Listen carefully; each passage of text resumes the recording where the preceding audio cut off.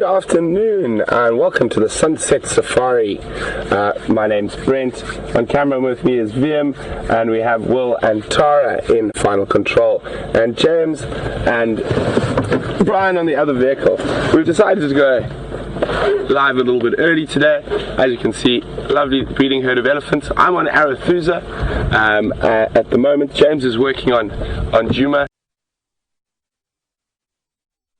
And we're trying to cover as much ground to find you as many animals as possible. For those of you who might be new, we are live, so you are seeing these elephants at the exact same time as I am, wherever you might be in the world. And we also are interactive, so you can ask us questions while we're on drive, and you can do that by emailing questions at WildEarthTV, or you can just use the hashtag Safari Live on Twitter. But we're going to try and move around a little bit. We've got the one little youngster off here, so probably just over a year, judging by the small tushes or little tusks that are popping out there. I can't see many other elephants at the moment. I can hear them in the thickets around us. We're on the edge of a drainage line, so we've got quite a guys out in the open. So we will stay with them, but it does sound like this is quite a big herd just from what I'm hearing around me.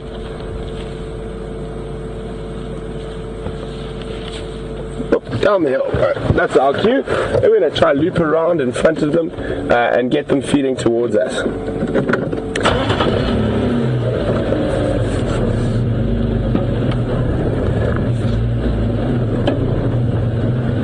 Nice and warm this afternoon.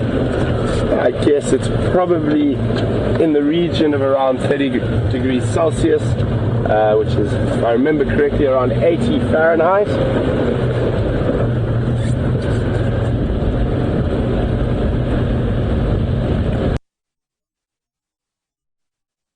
28 degrees Celsius, 83 degrees Fahrenheit. Here we go. So I'm trying to see whether these elephants have been down to drink yet. It doesn't look like it. They've got, they don't have those sort of nice wet socks from walking in the water and drinking. I'm just going to have a bit of a closer look. I might be wrong though. So what I'm hoping is they might move. Oh no, they've already been to the water unfortunately, but you never know, another herd might pop into the dam a little later. But you can see we've got a young bull in front of us, and he's moving into the thickets. I'm just going to stop and listen for a second. So we don't want to go bashing and crashing around the ellies. Sometimes they can get a little bit upset, and we obviously here to observe. We don't want to disturb them. Okay, just listening to where they're moving. So I can put myself in a better position and let them move towards us rather than us forcing ourselves into their space.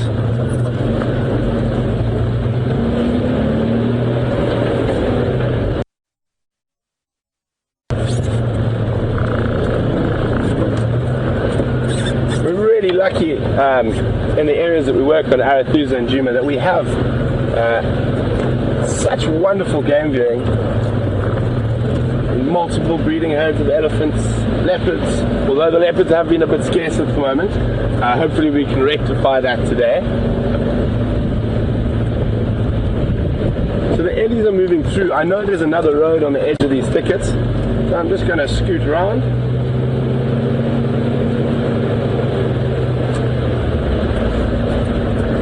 We are very close to the Arathusa Safari Camp.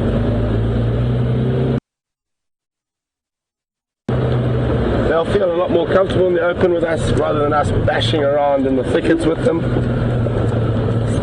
And it's always good to stay a little bit further back.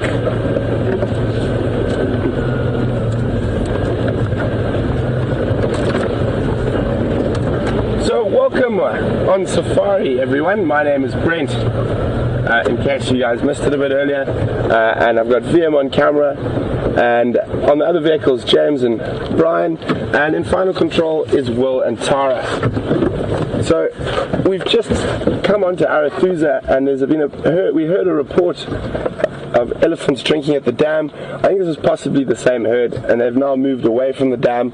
We were with them in a drainage line, and now we've moved around. I was listening carefully. It sounds like quite a big herd to where they were moving, and we've come and stopped on the edge of an open area as they come through the thicket.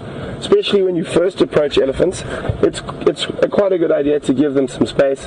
Their body language will tell you whether you can approach them closely or not, and it's never really the best idea to go crashing on after ellies. Sometimes they can get a fright, and it stresses them out a little bit. So always when I approach elephants, I generally try to stop a little bit further away first, judge the sort of mood of the herd or the individual before going forward. An elephant with its body language will give you lots of little signs if they're upset. This one, as you can see, doesn't have a care in the world at the moment, and is very relaxed with our presence. So if she hadn't been, she would show little things, raising her ears, her tail would stand up, and in those circumstances with a herd like that, we would probably just move away and we wouldn't put any pressure on them.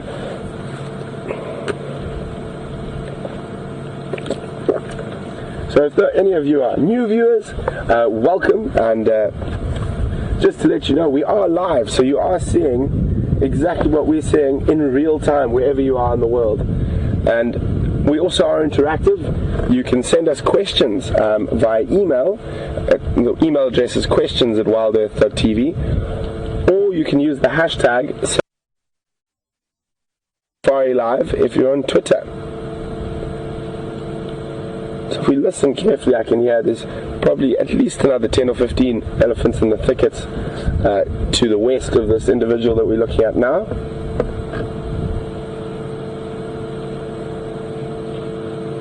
And another one about to come out onto the road into the open in front of us.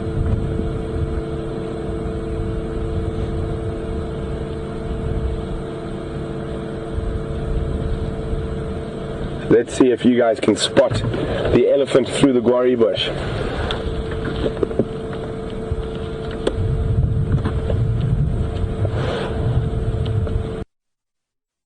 I believe there's a 3.5 ton animal just behind that bush. So if we zoom in a little bit, we might be able to you might be able to catch what I'm seeing. There we go. You see that little bit of movement of the leaves? And then I think it's a tail or a trunk that keeps just pushing through. And there we go.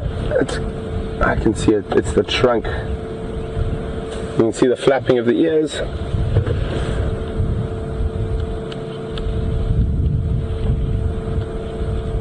And here she comes.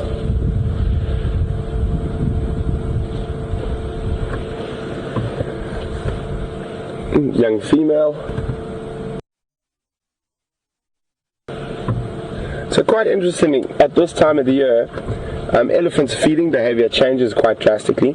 So during the summer months, on average about 80% of what an elephant eats is grass, nice green grasses after the rains. And during the dry season, that inverts to about 80% of browse. They still will obviously eat grass during the dry season. It does make up about 20%, but it becomes far less important than it is in the summer. And we've had a few late rains, so the elephants will definitely take advantage of some green grasses that are still growing.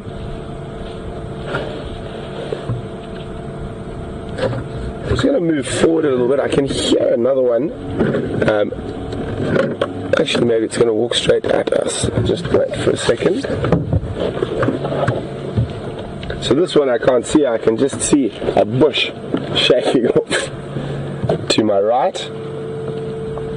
And you can see that the top of that guarri bush, probably about 25 meters from us.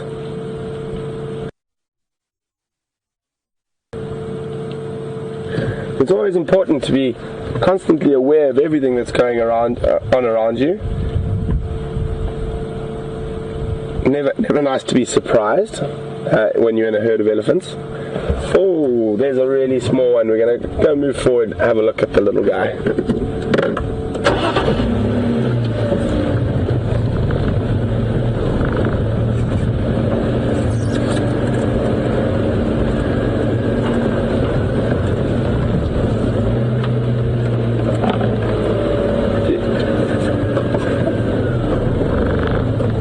guys were at the dam a bit earlier.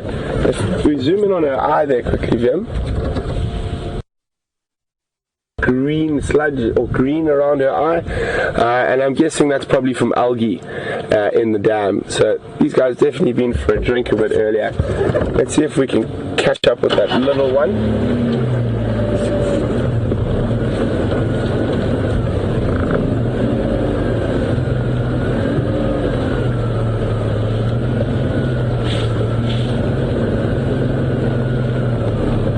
Hello, madam.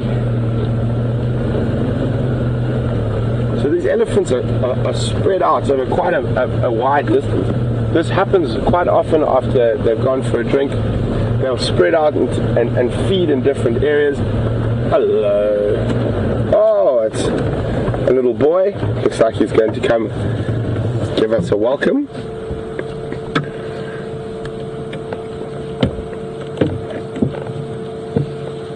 And he still quite hasn't mastered the use of his trunk yet.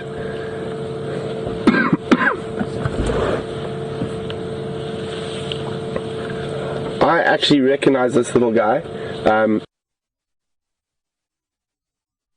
He's quite the character. He's one that quite often rears up onto his hind legs. If we zoom in on the skin on his back there, please, Vam, you see he's got a very, very distinct, almost really old, wrinkly pattern on his body. So that's quite interesting. And I mean, we see, so I do know this herd. Hopefully we'll see the female. She's got very nice, long, straight tusks. Another one of the members of this herd that makes this herd quite easy to identify. A really, really wonderful herd to spend time with. They are completely relaxed in the presence of the game drive vehicles. I can actually, we'll have a look just now. He's probably going to come, and he's quite a playful little elephant. Here he comes. Coming to check that we're behaving.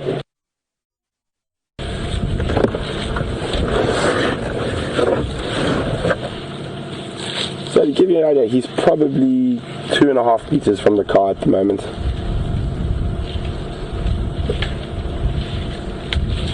So he's still not quite got the grasp of the trunk yet, but practice makes perfect. Now he's even closer to the vehicle. Come to check us out.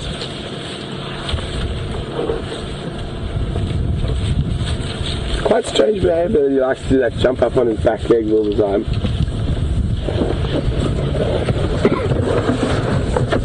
Oh, here comes. He's gonna.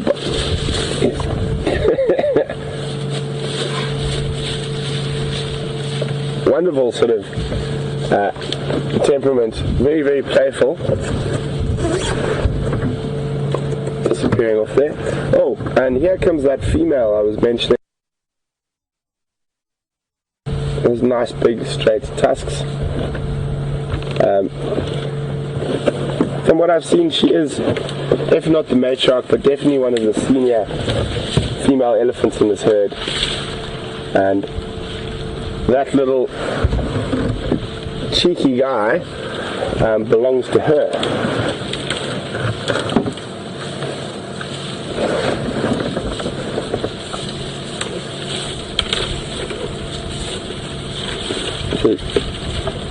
Picking up a little Narcissus creeper, it looks like there, a little vine. Of course, she hadn't get a good enough look to see which vine before she swallowed it.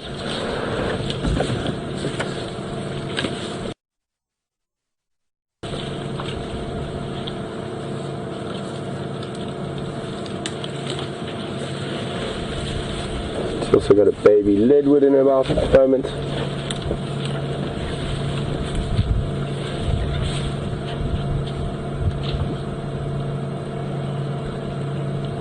Very even ivory.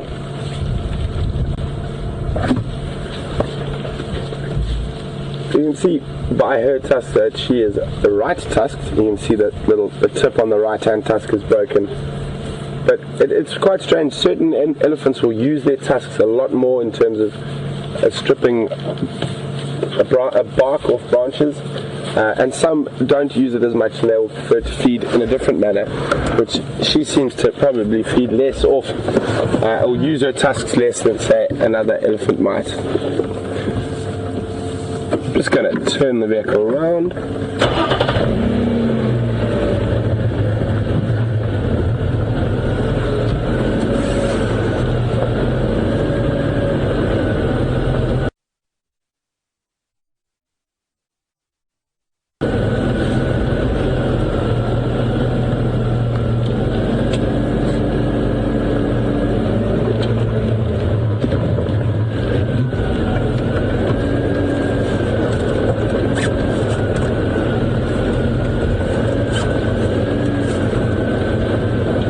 Actually surrounded, there's elephants more. Oh, there's some nice elephants coming from behind us as well. So they are going into a guarri thicket now, down towards the drainage line. And even though I've spent a lot of time with this herd, and I know they're a very relaxed herd, I'm not going to push my luck by following them into a very thick bush.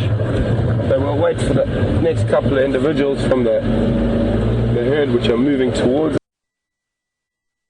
down to the drainage line.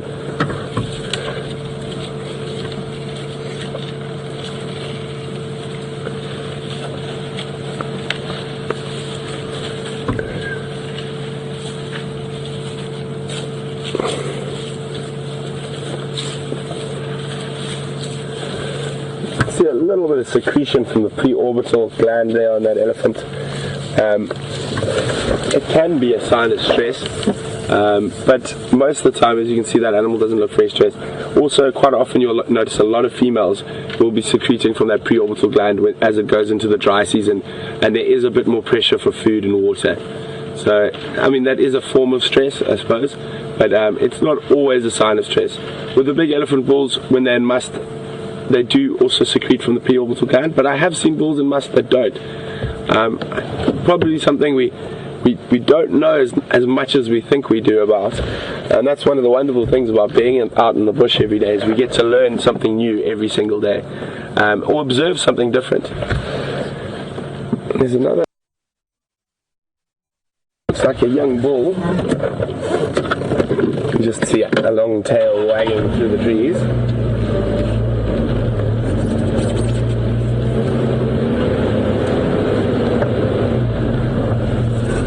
So guys, I've got a question for you, and I definitely know I have spoken about this with you guys before, so we're going to play a little game, and I want to see how many of you out there, or who's going to be the first to let me know, how many sets of teeth does an elephant have in its lifetime? How many sets of teeth does an elephant have in its lifetime? And you can send your answers, or you can just use the hashtag SafariLive if you're on Twitter.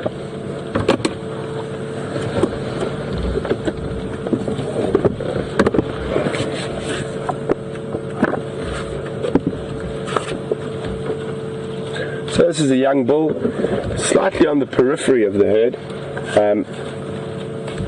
When they do sort of get to about 13, 14, sometimes a little bit younger, they are pushed to the peripheries of the herd by the older cows in the herd. They tend to become quite boisterous and can be a sort of a pain for the older females, and get a lot of their youngsters excited, chasing things around, and that's the testosterone as they get a young male human trying to show off and make a lot of noise and sort of beat the chest, so to speak.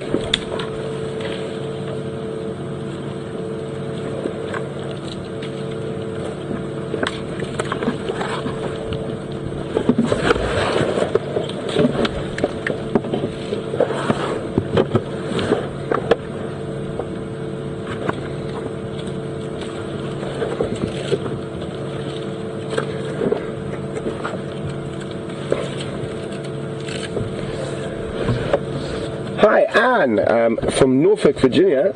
Thanks very much for your question, Anne, and welcome on the Sunset Safari. Anne would like to know, when an elephant gets to its last set of teeth, what happens to them? Do they die?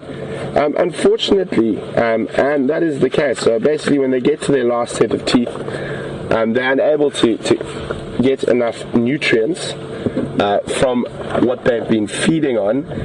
So they're not able to grind. Oopsie, there's my radio. They're not able to grind the plant matter or the bark or the grass, even to that matter, to get enough nutrients from. So they will, unfortunately, they have sometimes quite a slow death. They will start to lose condition and slowly sort of waste away. What normally happens in a lot of areas is they are in that sort of in very bad condition, and they get too weak to get to water. And that is sort of what happens to them in the end. Other than that, if they do make it to water, I have seen before that they actually will make it to water but then drown in the water. It is a very, very sad and quite difficult way for them to die, especially because they are so big. It's quite difficult for any of the predators to get them while they're alive. That does happen sometimes though, and one must remember when an elephant passes on out here, all the sort of well, I don't want to call it life force, but the nutrients, the latent energy that's stored up in the meat and the bones and whatnot, is recycled back in the ecosystem. So I mean, dead animals and carcasses are a very important part of the bush, and they give back the nutrients that they have taken out. So an elephant carcass will feed multiple predators and lots of little carrion beetles and bugs, and then the bones will provide calcium to a lot of rodents and porcupines and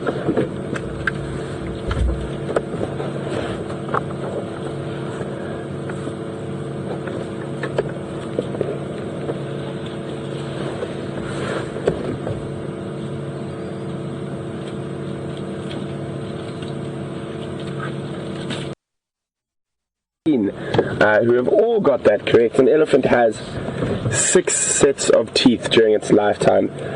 They will have the first set of teeth for a year, and then the second set of teeth at 2 years, and then the third set of teeth at about 6 years. The fourth set of teeth will come through at about 15 years. The fifth set of teeth at about 28 years. And the last sort of set of teeth at about 47, and that last set of teeth will normally last for another sort of up to 10 years sometimes, but normally a bit shorter than that. An elephant's lifespan is somewhere between sort of 55 and 65, depending on the area they live in and what they're feeding on. So obviously elephants that eat a lot more hard matter, like vegetable matter, like trees and that, will have a slightly shorter lifespan than, say, an elephant that lives on the Serengeti or Masai Mara that eats predominantly grasses. But well done, guys.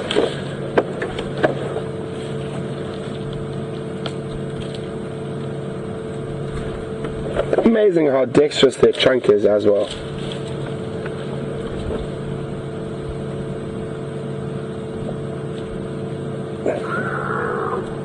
Oh, you can hear elephants behind us as well. I think there actually are multiple herds in this area, and while we've been sitting with this bull, I think that the bigger breeding herd with the babies, enough time to move through that quarry thicket, so we might just scoot around the edge to go see what's happening. But before we do that, I just wanted to show, I know a lot of you guys are quite interested in the ages of elephants, so we've got a nice little diagram here that helps you to age elephants. Oopsie, got it in there. So this is in relative to an adult female, which is A, and then you have B, which is a sub-adult of about 15 years, so comes almost about halfway. This is all females though, not males. Males will be slightly different. A C, which is about a 6-year-old, again sort of just to the top of the shoulder of an adult. That's C there. And D, about 2 years old. So in that first, they almost double in size in that first year. And then obviously E, the infant, which is up to a year old. And one of the best ways to tell an infant is it can normally still, a year and under, can still fit under the mother's belly. There you go. So just a nice little diagram. So while you guys are out there, you can also have a look and see if you can figure out the different ages of the elephants there. So, something nice for you to do with me.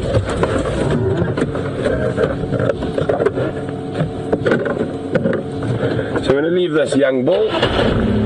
Oh, it looks like he's actually on the way to follow the rest of the herd as well.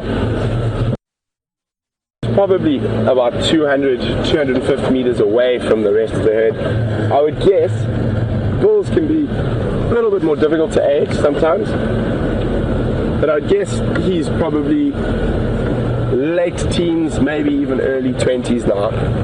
He's starting to get quite big in the shoulder.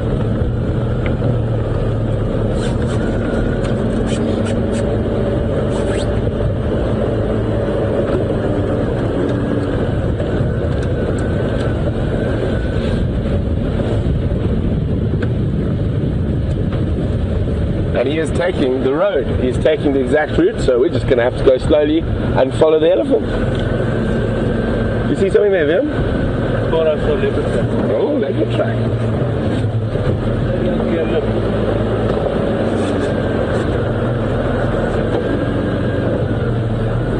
Oh, there. I get it. Let's have a quick look. What Vim spotted.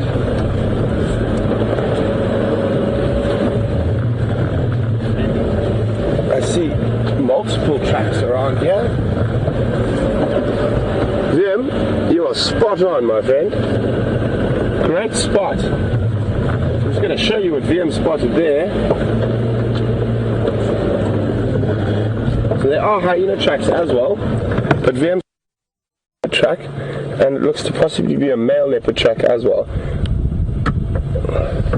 Well spotted, Vim.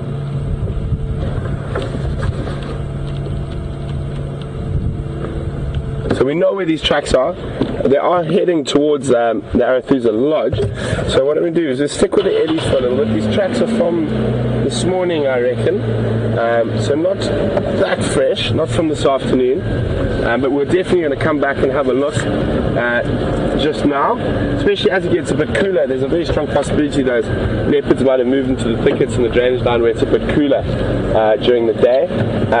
Always to get a bit cooler during the day. So what we're going to do is, once it cools down a little bit here, we are still quite warm, we'll definitely come back and follow up on those leopard tracks. Great spot for him.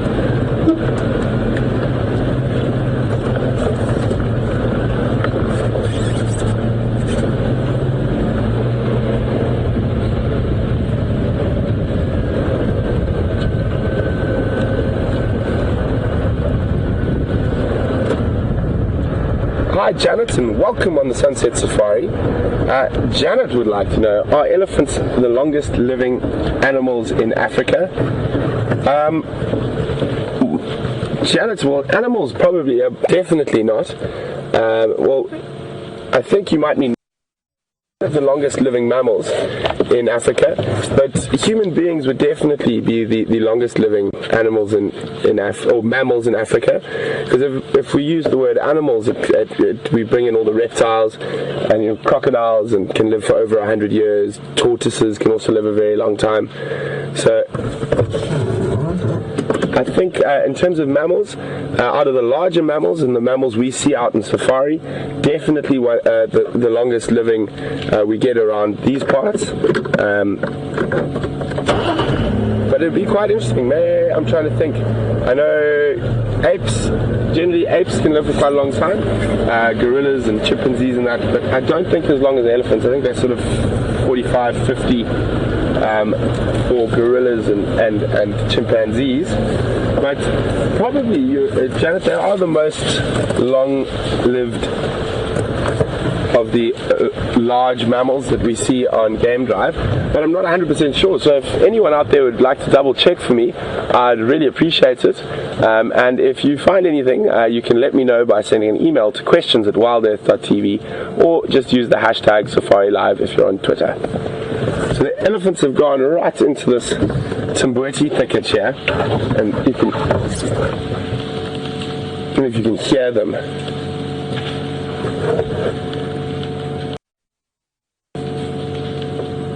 So we will try go around the corner and have a look, but if we have no luck, they are going to a very thick area, and they do have quite a few babies.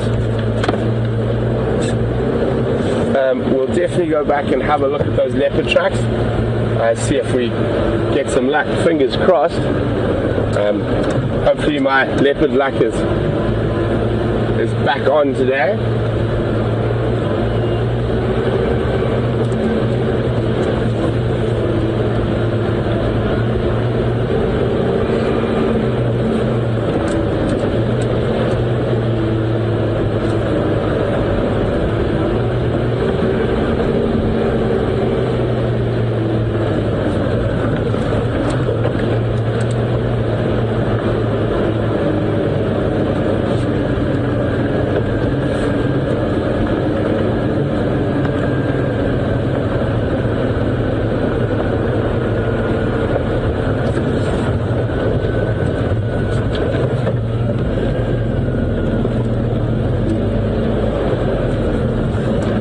Hi Tina! Oh, excuse me. From Houston. Welcome, oopsie, on the Sunset Safari. Tina would like to know, do elephants have methods to make their teeth last longer like humans, sort of brushing or flossing? Tina, unfortunately they don't, and not as far as I'm aware. The only difference when it comes to making teeth last longer is that elephants that occur in areas like the Serengeti or Masai Mara, where it's predominantly grassland and they get 2 rainy seasons a year, so they feed, the majority of what they feed on is grass, so a lot softer and not as harsh on the teeth as the woody plants. They tend to live a little bit longer, but not much longer. So unfortunately, not that I'm aware of, Tina, they don't have any method of prolonging their teeth's decay.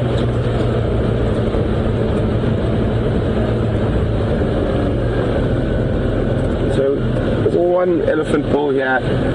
They are going into these Timbweti thickets, and I'm not going to follow them in there. It is a bit too thick, and I can see there's actually some.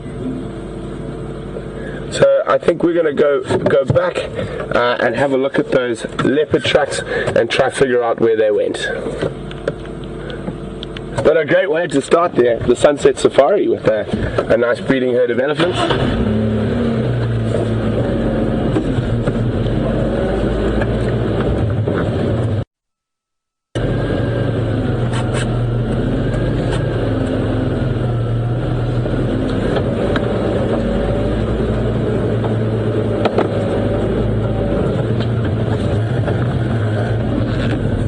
Hi, Rosie and Lynn, who are asking the same questions. Obviously, great minds think alike. Rosie and Lynn would like to know, do the wrinkles on that little elephant bull we saw, the one who likes to sort of jump on his back legs, do they mean he's going to grow to be a very large size? Well, I'm not 100% sure on that, Rosie and Lynn. It'll be interesting to see if what happens with him. It'll be nice to figure out if he did. I'm not sure. I think he might just have a slightly different skin. It's not very common. I haven't seen many elephants with that type of sort of skin. So it could just be a slight variation on his skin. Difficult to say whether it's going to be a cause for him to become very, very big as he gets older. But interesting question nonetheless, and definitely something to think about.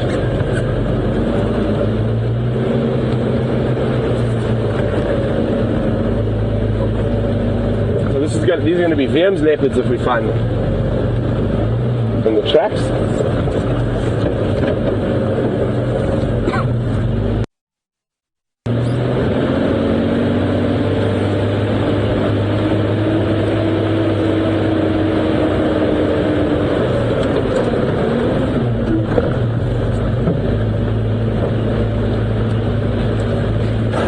Quite a nice area, as you can see, for the elephants, but also for a leopard.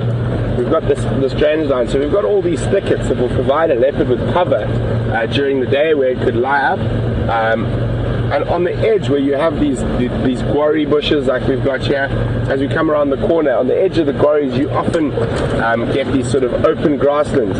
Now the reason for this is we're on the slope and water obviously flows downhill. So the water will seep from the bottom of the slope, and that's why you'll have these green bushes like we've got all around us all the way through the year. And then you can see in between all these green bushes, you get these little open grass patches. And these are favored by a lot of your grazing species.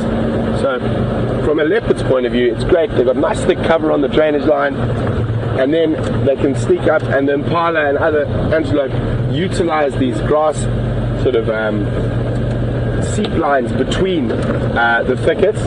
So it's a good spot for hunting. So hopefully they're going to be around not too far.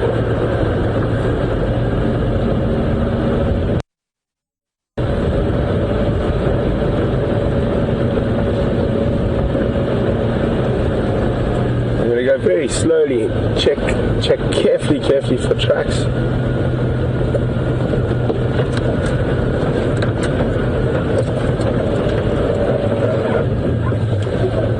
Still there.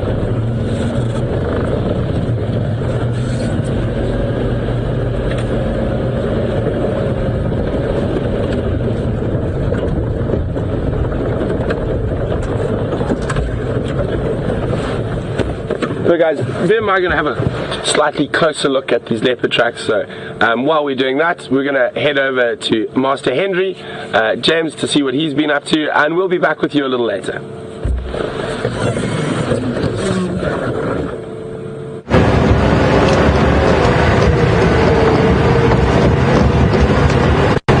Welcome back everyone to Djuma and Arathusa and Safari Live and Wild Earth. I've got Brian on the back with me today, and we're on Wendy the cow. We are still on the trail of the elusive spotted cat. We've been on the tracks of two animals so far today. One female, we're not sure who, and one young male. Suggestions as to who they could be would be great. On the Twitter handle hashtag Safari Live, on the email questions@wildearth.tv, and we're going to carry on looking for the leopard. I think, it's been quite a hot day, so wherever she is, we've checked around the blocks. It doesn't look like she's come out of the block yet, and because of the heat of the day, she's probably resting in the shade somewhere, so we're going to keep having a look around for that. Okay, nice to have you on board. Here we go.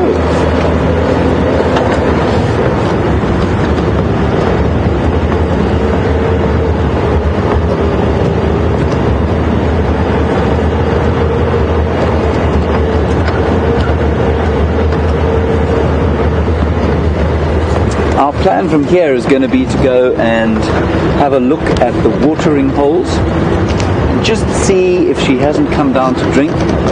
Leopards are not dependent on water at all, but they will drink if it's hot like this, if the opportunity presents itself.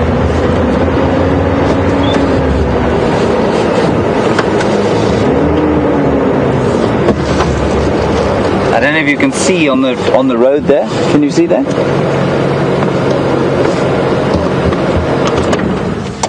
I don't know if anyone has any ideas as to what that is, but I think it's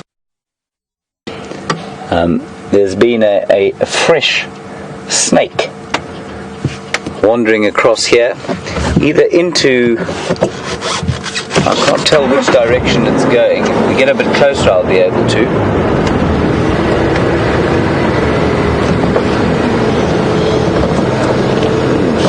No, not a snake, a monitor lizard. That's the tail of a monitor lizard, and you can see its tracks actually next to the tail.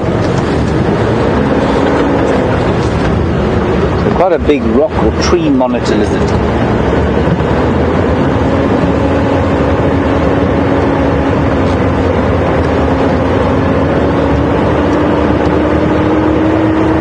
Just going past headquarters at the moment. That's where the initial leopard tracks were found.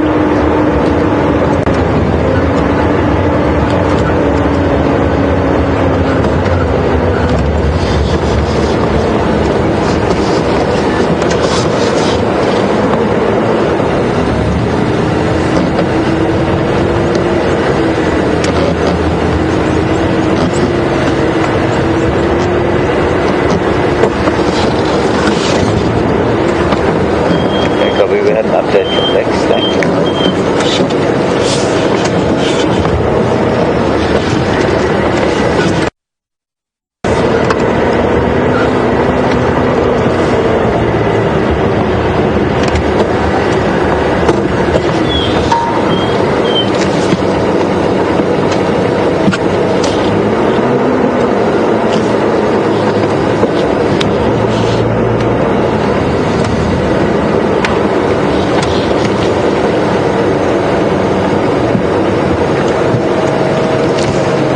Marianne and Valerie are wondering if this could be Shadow and her cub. I think it's unlikely. This is it looks like the tracks of a pretty decent size adult female, but on her own.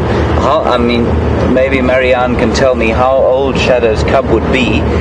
They're not together, these two leopards that we've been following today. The male came from deep in the south, and the female came from around the area that we're in right now.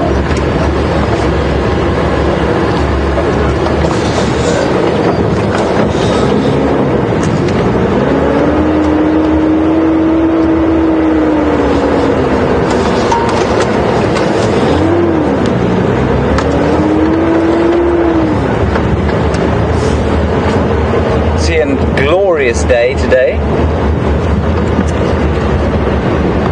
Perfect weather.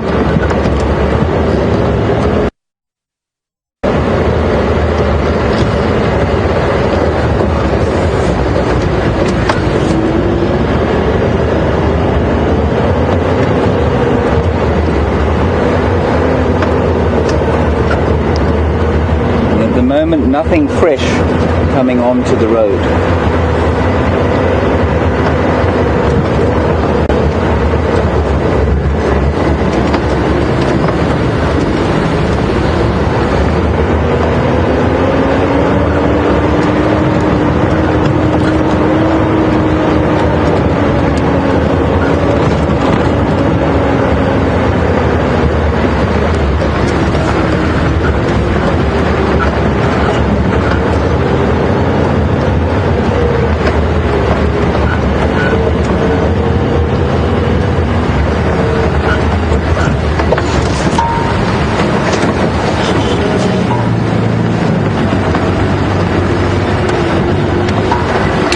For those of you who were with us this morning, this is the road where we initially saw those elephants, and also the road where those francolins were initially alarm calling earlier on.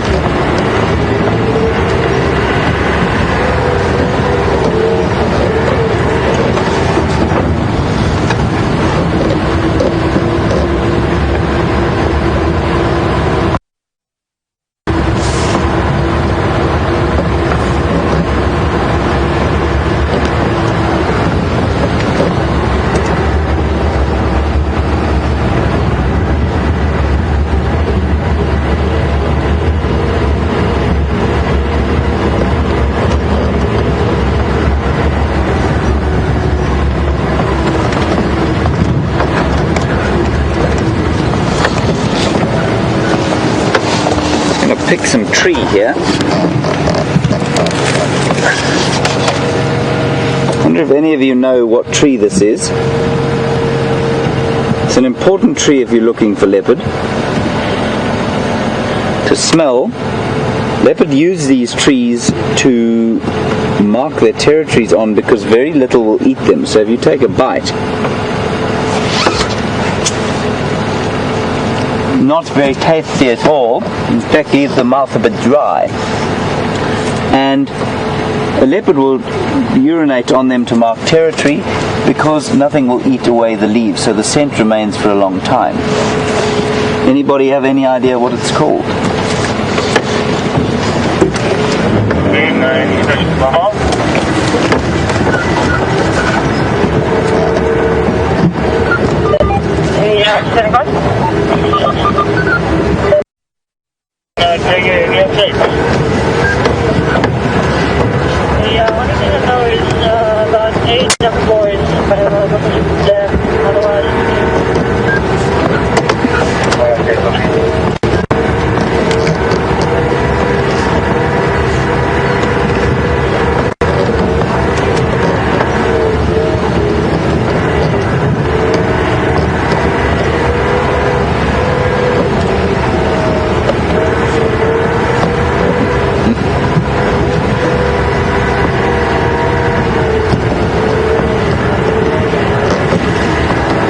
Dolly in Ontario, welcome. Nice to have you with us. Thanks for your question. Dolly would like to know what the most terrifying thing I've ever experienced in the bush is. Other than angry guests, I'm kidding, of course. The most terrifying experience I had was a male leopard leaping onto the bonnet of my Land Rover while it was being chased by a pack of 4 wild dogs who had nearly killed it. And I couldn't reverse away from the leopard because we were backed onto a termite mound. And the leopard mauled the tracker seat. Thankfully the tracker was in the back of the car. I had a guest sitting right next to me over here, and I was very terrified, of course, that the leopard was going to come over the bonnet and into the car. And there would be no defense against something like that. Thankfully he eventually dropped off the car and ran off, and we drove away quite fast.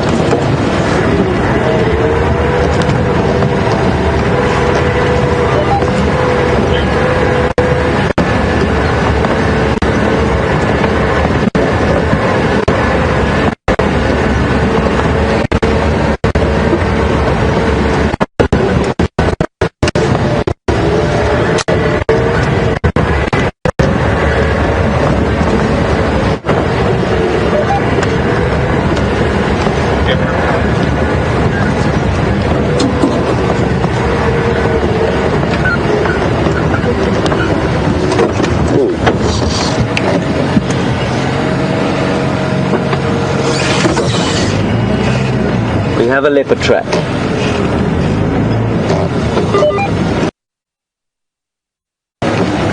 Really just jumped off the car here.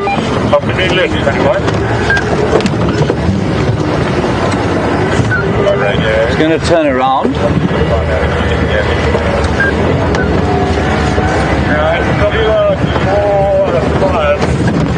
Still sounds like a spin robot. Very thick bush here. Okay.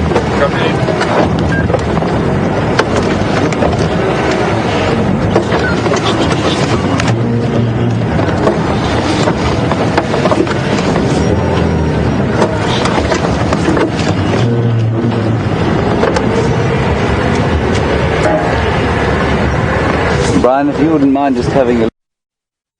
See, looks like a young male leopard's track.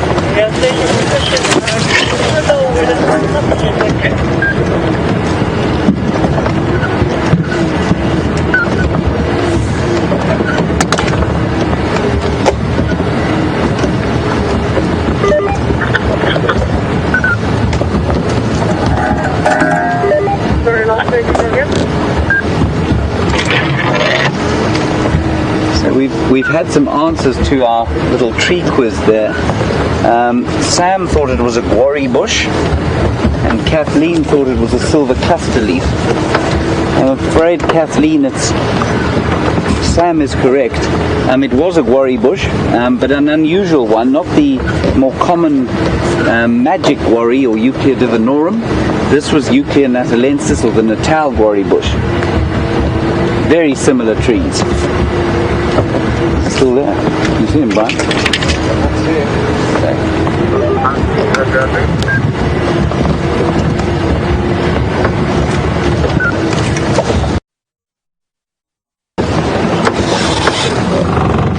There he is. But now I've driven all over him.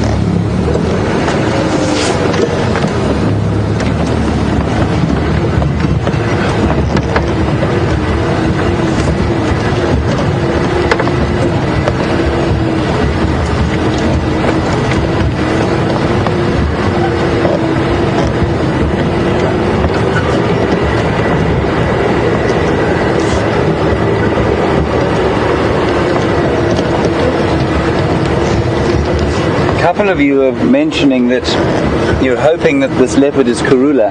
The tracks I've just seen are of a young male, this is exactly where we had the female tracks this morning, and that is most probably Karula because this is her territory.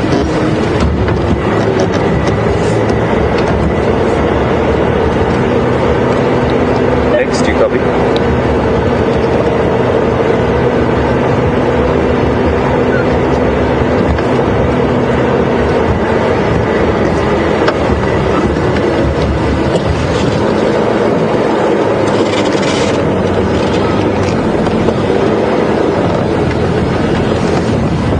I think he's crossed across there.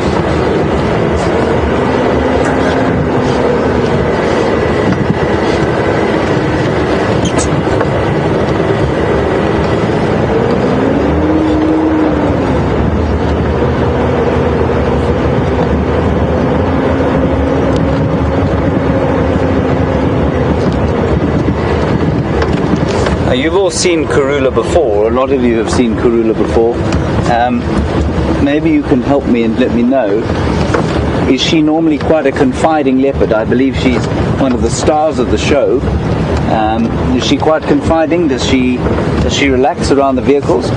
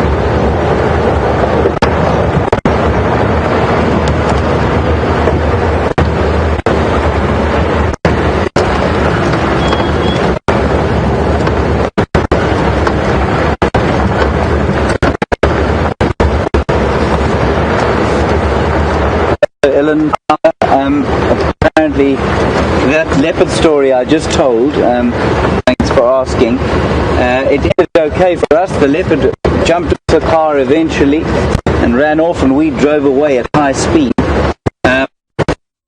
Was that the guests I had thought that normal practice, that's what we normally do on game drivers, get the leopards to jump on the car. While my tracker and I were shaking like leaves.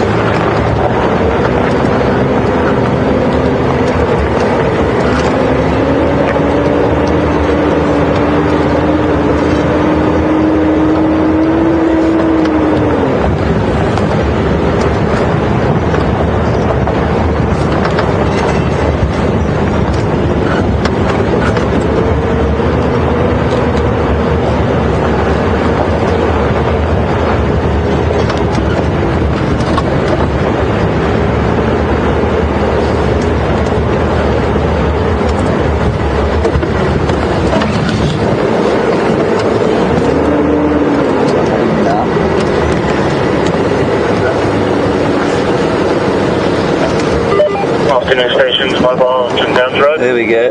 Now we've got a female leopard track.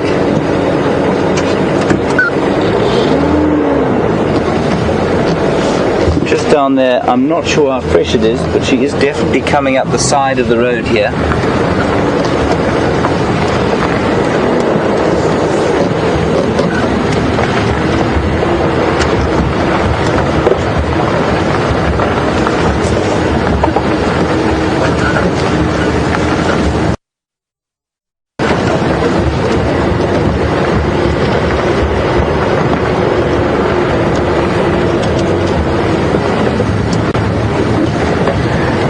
Question from Power Funk Radio on Twitter. I'm quite sure that's not your birth name. Wanting to know if the leaves on a worry bush taste like popcorn. No, not really. They're quite bitter. They're like they've got the taste of sort of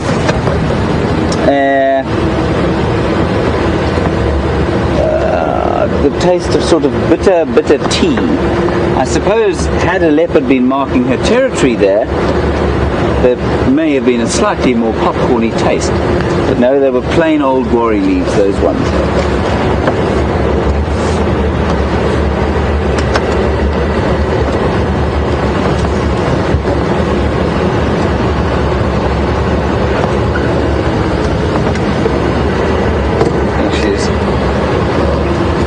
Someone was following her. So tracks on the road were probably from early this morning.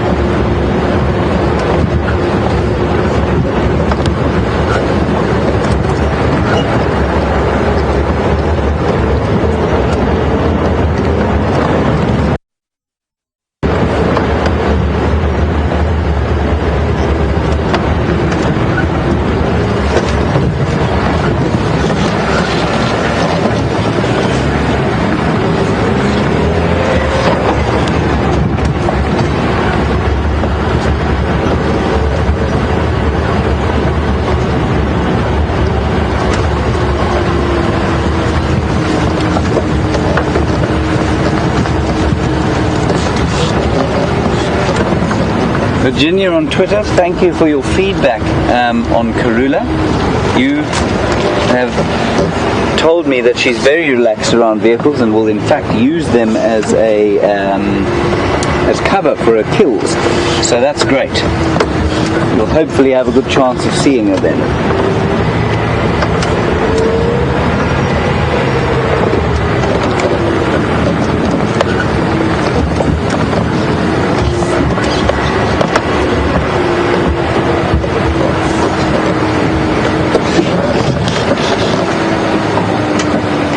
Tracks are no longer on the road here. I'm just going to go back to the road where we turned off.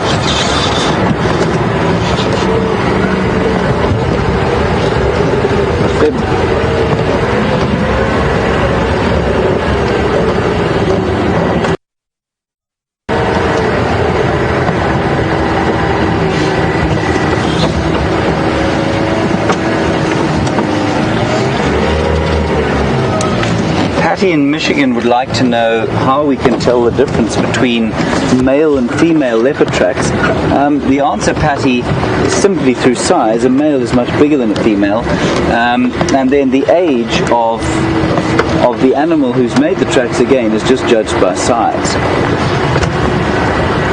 So a young male leopard track will just be slightly smaller than an adult, but bigger than a female's.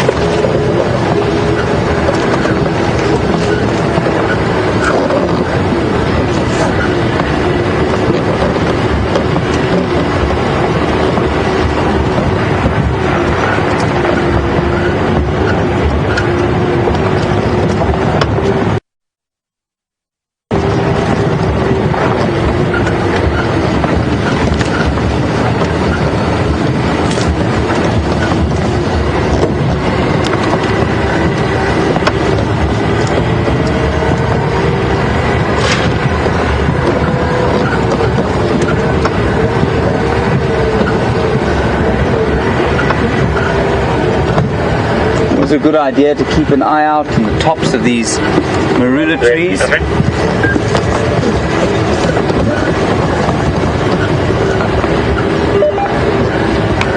ahead. Have you driven the spinning so far? Go down to it's called the Yada South. Down towards Big Bend.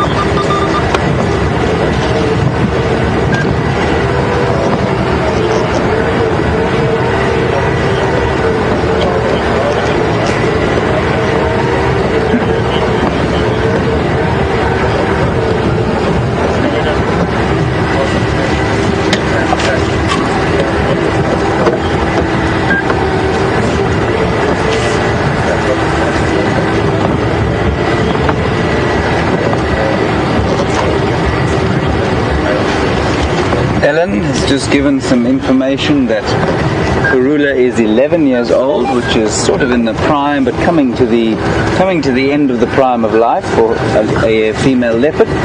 And apparently she's been mating for the last few weeks, which is quite exciting. So hopefully she'll produce a litter in about 110 days time. And also that she's not quite as relaxed as she used to be. She likes vehicles, but not noisy people. I suppose we're quite a few of us like that, really. Thank you, Ellen.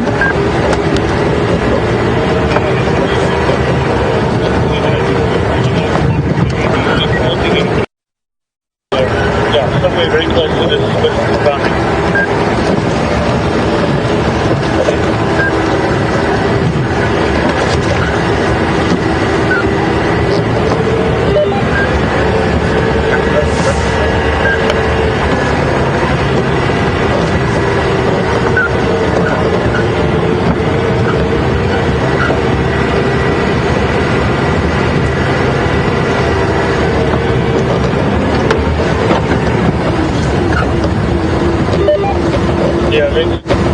Let's look at this one again.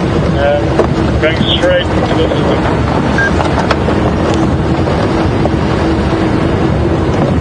Okay, thanks. That's about the side. Yeah, that's affirmative. Looking straight at just see which way they go. We can update now.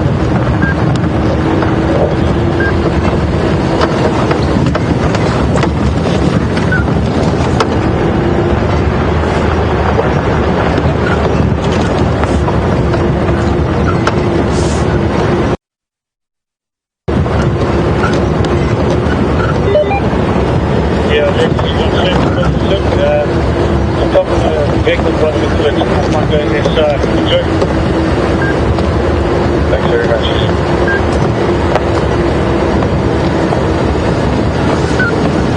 Okay, while we carry on looking for this elusive cat, I'm going to pass you back to Brent, who's looking at some buffalo bulls.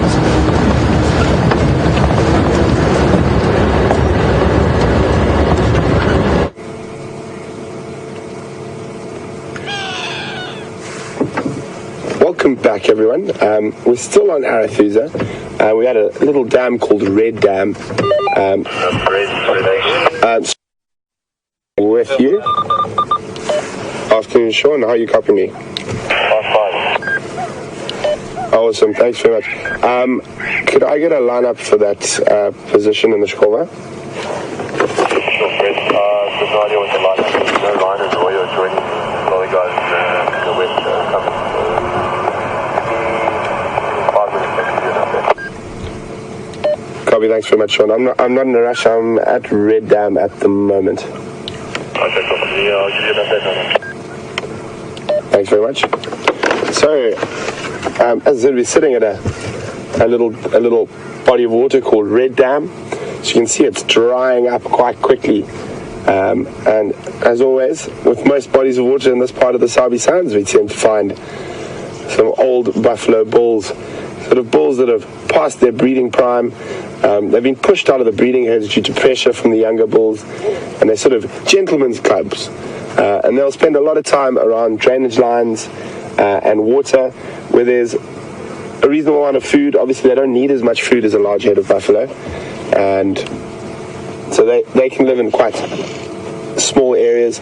Quite interesting now, during the summer months, they'll often lie up and sleep very close to the water. Sorry, guys, the radio going again. Standing by. Take a stand by. Mine. In the Murray came close to old borehole crossing. Copy, I've got it. Thanks very much. If possible, could you just let me know on this channel when it is possible to make my way there? Will do, no worries. Copy, thanks very much, Sean. Oh, sorry.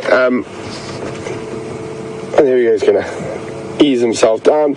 So during this time of the year, as it gets cold, I said in the warmer months, they'll quite often sleep very close to these drainage lines.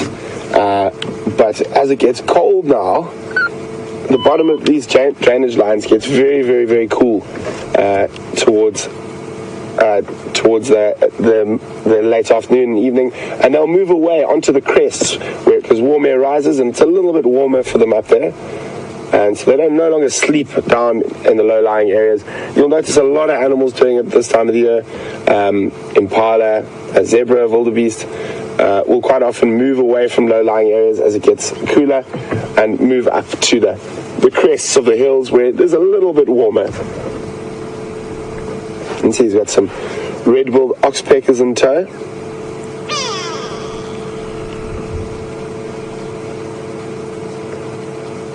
Oh, and there's if we go off to the left a little, I can't see which starling just yet, but I think it's a Cape Glossy feeding around on the edge of the pan.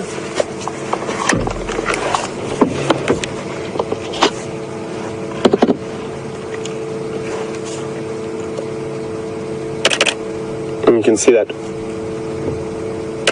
orange eye of the Cape Glossy starling.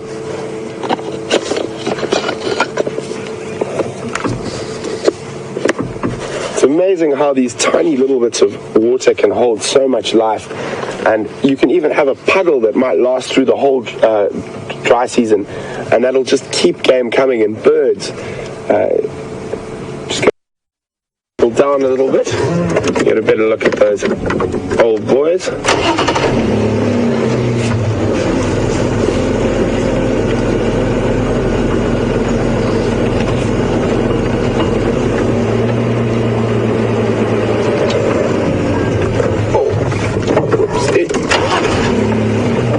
And now as we come into the late afternoon, we might get some nice views of Cape turtle doves coming down to drink. And as I say that, one has just landed on the edge of the water and is having a drink. I'll just get down low.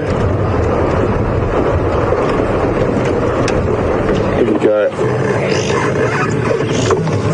Almost. Let's get them ready. It's almost a perfect reflection of that dove now in the water. The water's very still, nice, calm afternoon. We had quite a windy day, so it's quite nice now that the wind has died down.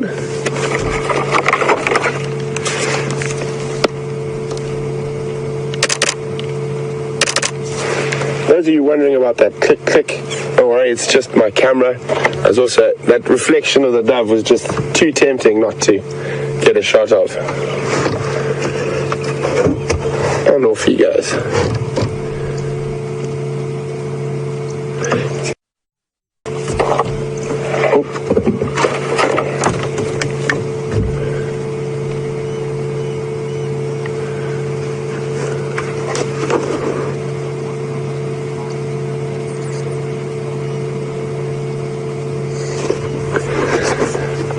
Hi Ben, welcome on the Sunset Safari. Ben is from London.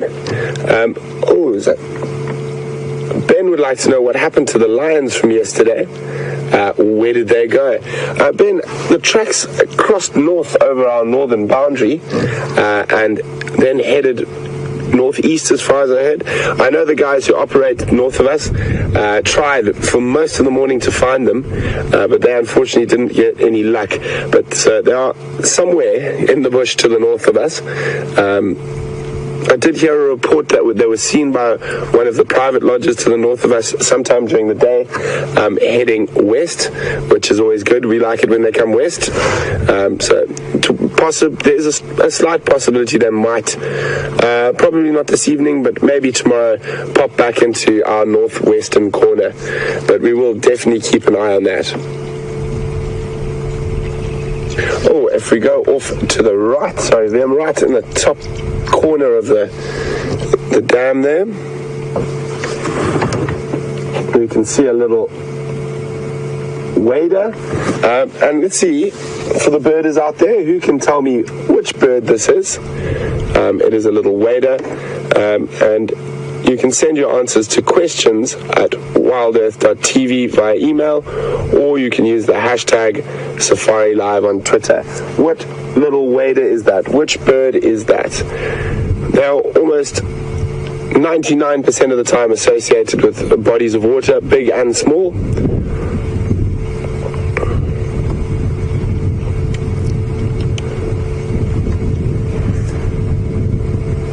can see there's the buffalo at the back.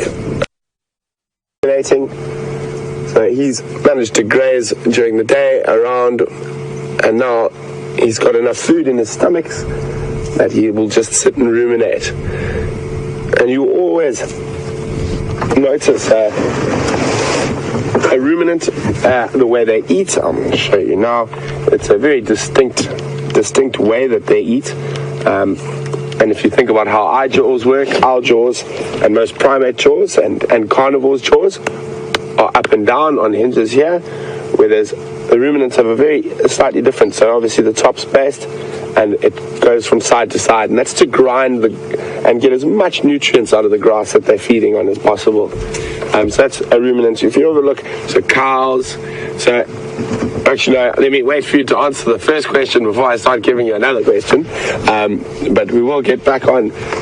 We'll ask you a question about what's a ruminant and what's not, and we'll give a few animals to see. But we're going to leave these old boys for the moment and just meander on a little bit, see what else we can find.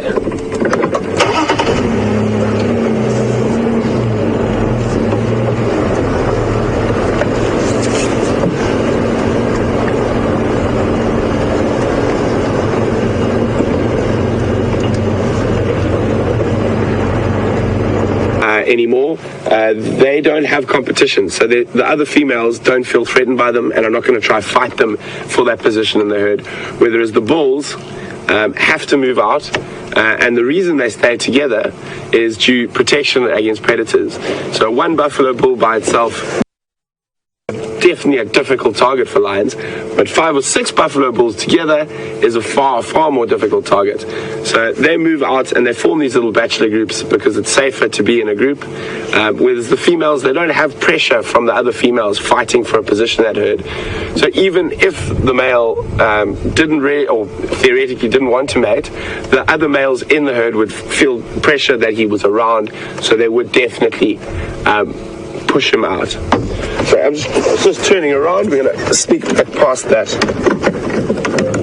red dam.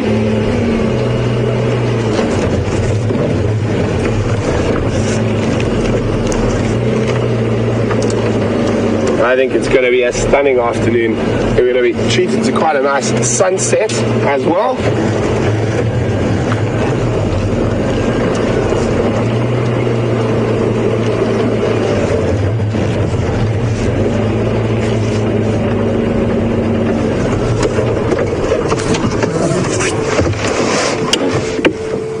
Well done to Khada, Ginny and Donna, who say a 3-banded plover. That is spot on. We're going to move on a little bit. I just wanted to make sure. Get it off quickly. So a 3-banded plover. It is a very, very beautiful little aquatic bird. There is a... me correctly, for those who live in the sort of northern hemisphere, there is a relative that looks quite similar to that you see occasionally, that also occurs sort of in North Africa as well and down into Central Africa. Can't remember whether it's got an extra ring or it's lacking a ring, but that is called a Forbes plover, and they, as far as I remember, do occur sort of on the Mediterranean in Europe.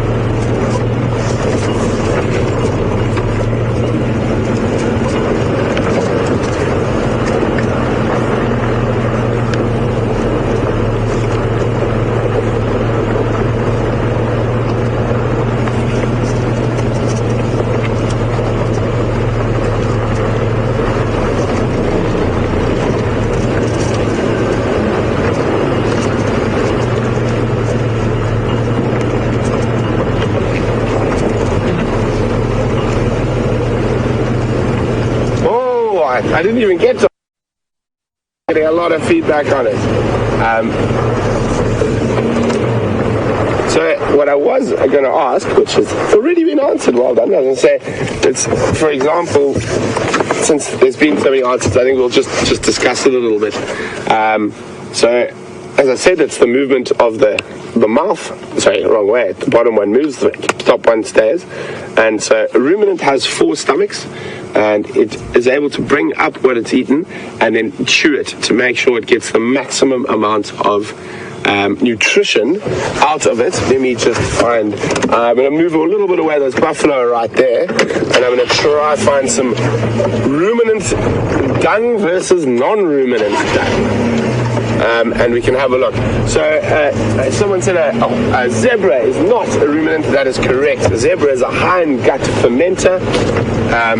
So a zebra is not a ruminant. Someone said antelopes aren't ruminants. Antelopes are ruminants. Bovidae is the family, and all members of that family are ruminants, and antelopes all fall within that. For you guys up in the northern hemisphere, deer is also a ruminant. Let's try to think what's not ruminant. Horses are not ruminants. Cows, sheep, goats, all ruminants. Oh, I can't remember the 4 names of the stomachs. I'm getting a bit old, going blank on that. But obviously, the most important when it comes to a ruminant possibly is where they get the name from, and the stomach that they're named after is called the rumen. So that's where the ruminants come from. The name ruminant comes from. And let's see, just get a little bit away from these buffalo now, and then we can have a look at some dung.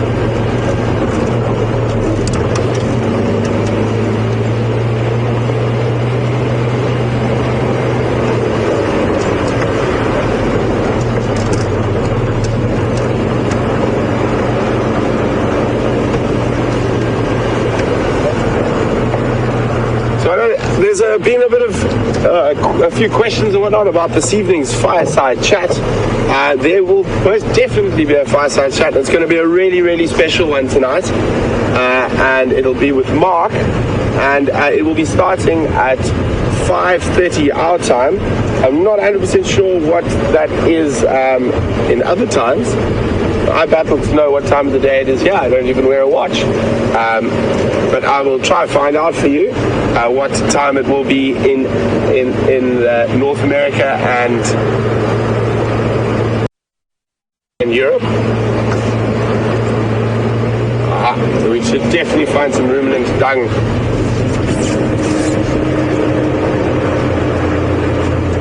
It'll be at 11:30 on Eastern Time for those of you, and please don't miss it. It's going to be a really special fireside chat this evening from 11:30 Eastern, and that'll be 5:30 Central African Time. So now we've got a nice open area, and I'm quite sure we will find some ruminant leavings in this area, and there are quite a lot of ruminant leavings. Get back so you guys can see it. I was really hoping to find some non-ruminant leavings, but we'll have to just make do with one for now.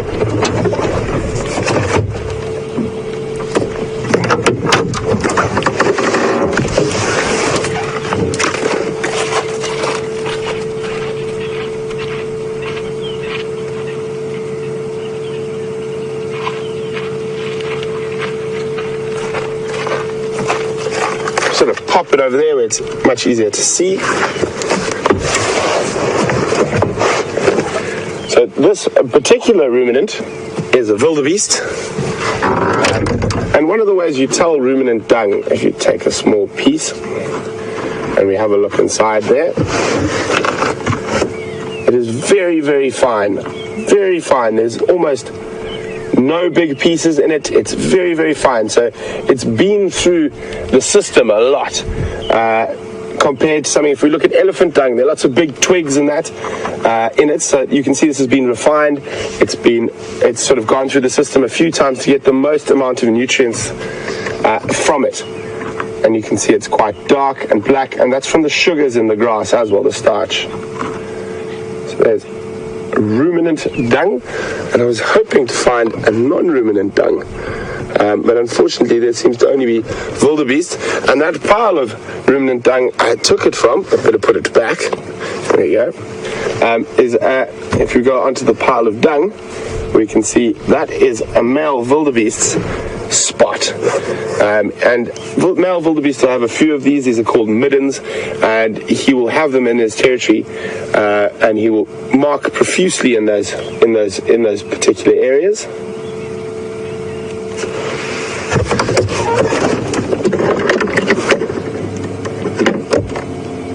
Just listening carefully, seeing if we can pick up any alarm calls.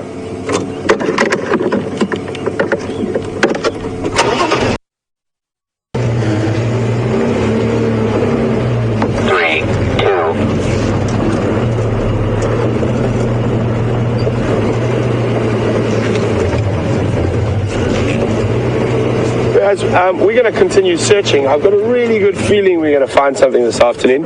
So in the meantime, we're going to cross across to James and see what he's been up to, and we'll be back with you a little bit later.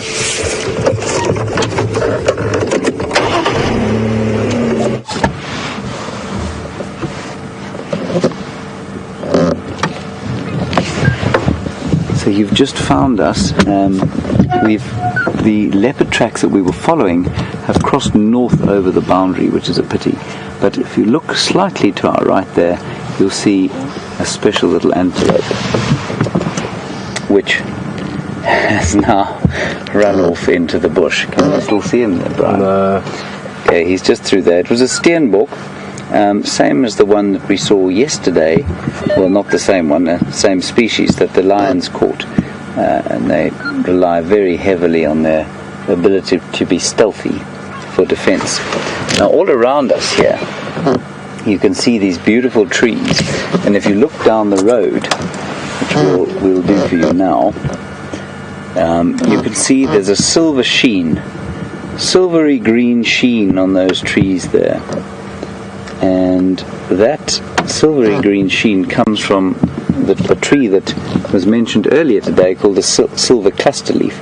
And the silver cluster leaf is a remarkable tree because it's an indicator of waterlogged soils, and especially beautiful at this time of the year because not much will eat it, and they're sort of semi-deciduous, so they keep their leaves for most of the winter time, and for large proportions of the winter that beautiful green silver color is all the greenery that there is in the dry winter months. So we're going to carry on and see what other little gems we can find.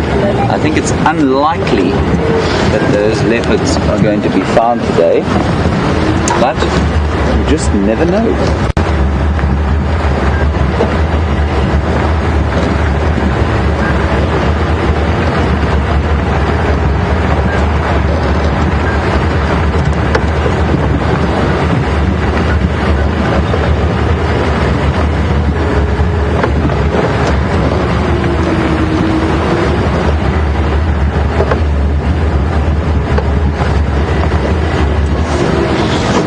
Here we are at one of those silver cluster leaf trees. I'm just going to pick a branch for you.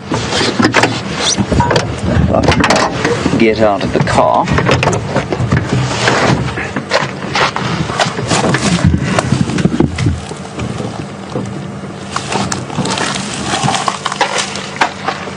Now if you look carefully here, you can probably see the silver color on the bottom. And I'm not sure, maybe in the light there. Move it back a bit. There, you can maybe see the silver-coloured hairs, and that's where the tree gets its name from. Silver cluster leaf. Yeah. In the summertime, when they flower, they smell absolutely horrendous. It smells like you're driving through a sewage farm of some sort. They have a disgusting kind of, the flowers give off a sort of carrion type smell, and I'm sure it's because they're probably pollinated by some sort of nocturnal moth that would otherwise feed on dead or decaying or rotting plant matter.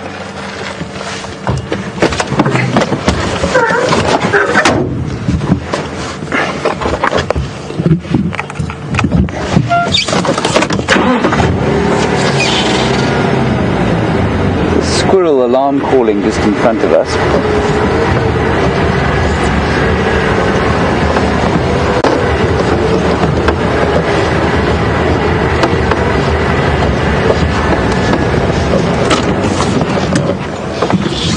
See if you can hear it.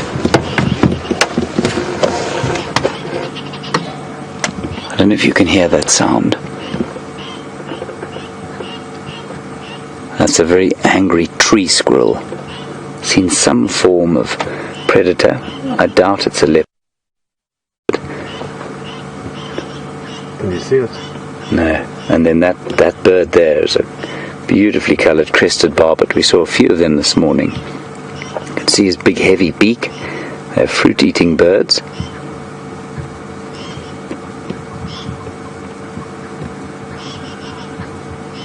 He's got his crest up. And obviously the winter months are quite difficult for birds like that because the fruit is so rare. But they will eat things like insects and spiders if they can find them.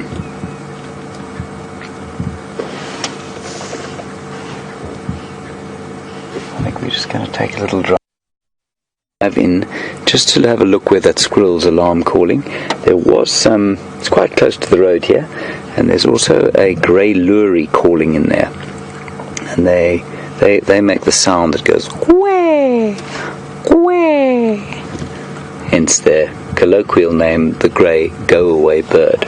So if we're going to drive in there and just have a quick look while the crested barbet goes about on his foraging, looking for his afternoon tea.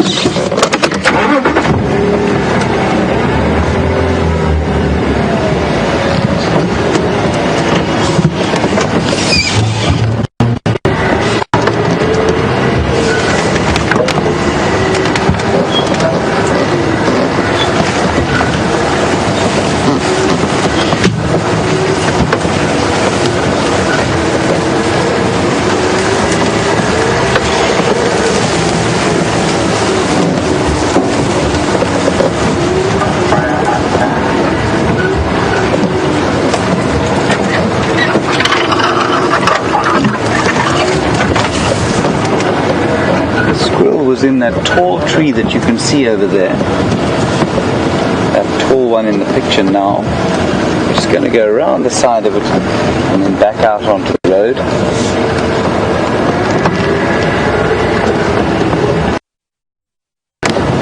Provided I don't lose Brian on one of these trees. We're going past something called a black monkey thorn, which has some very nasty hooked thorns.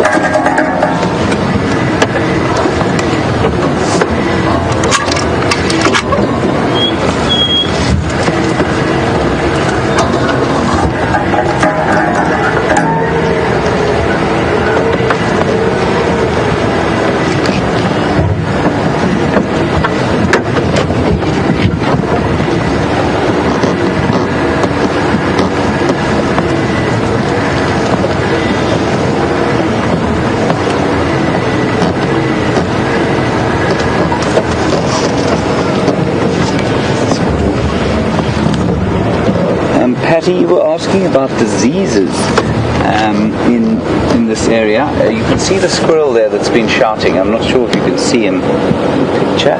There he is. He's about to go into a hole.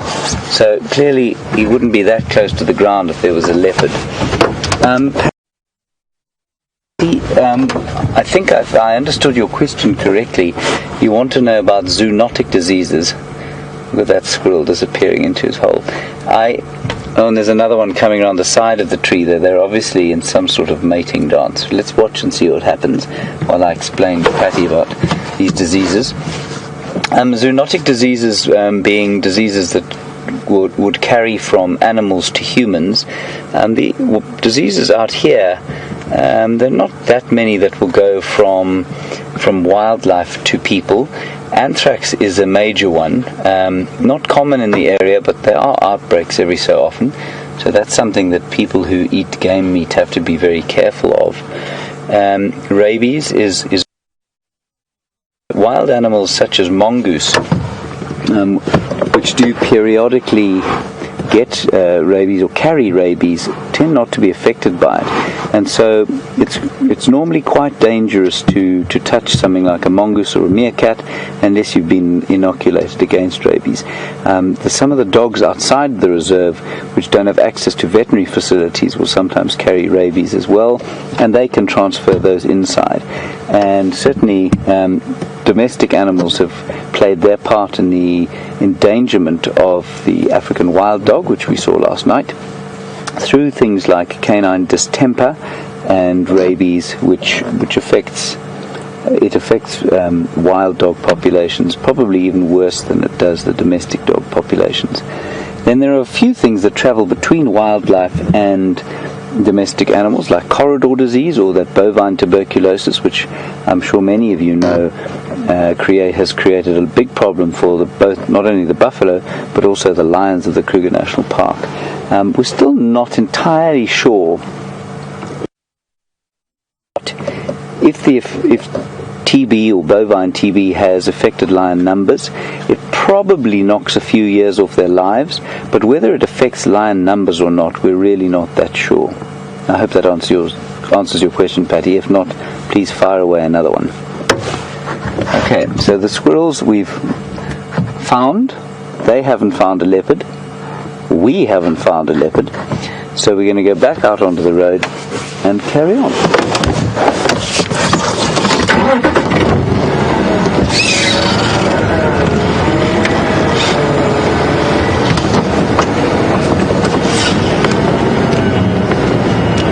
Very nice to see those.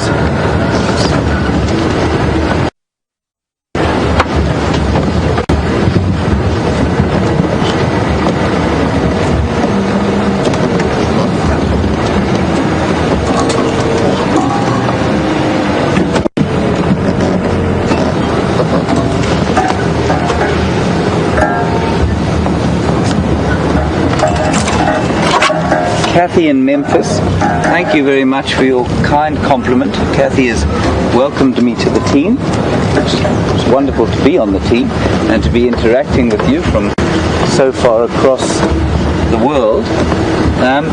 Kathy also wanted to know what my favorite wildlife experience has been. And again, I find it difficult to answer entirely because there have been so many and they mean different things to me. So my time with wild dogs have always been the most exciting. We've seen a few-day-old wild dog pups coming out of the den for the first time. That's always very special.